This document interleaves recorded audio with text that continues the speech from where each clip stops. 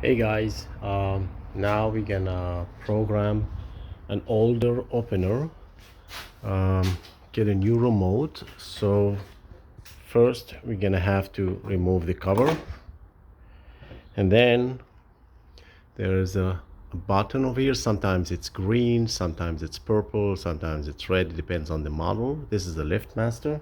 So we're gonna click it once, and then the green light next to it is gonna turn on.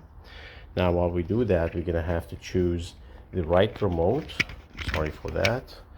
So 1 second.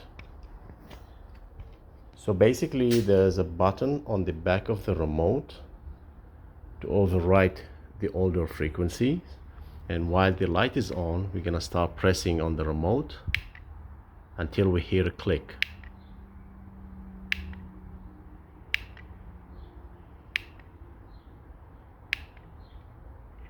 I'm gonna write 10,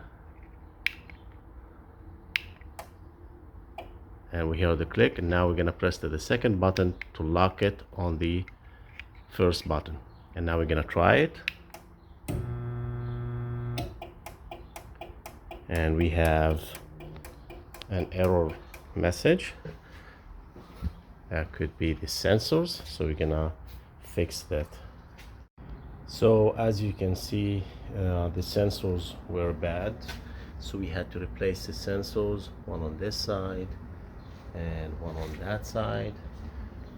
The light is orange and the green light is green solid, meaning that both sensors are communicating. Now we're gonna try the door again and see if the opener works. And we have a winner. At the same time,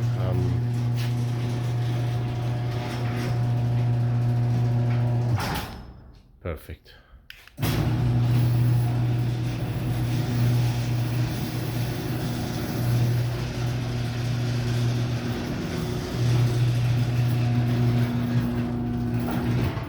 As you can see,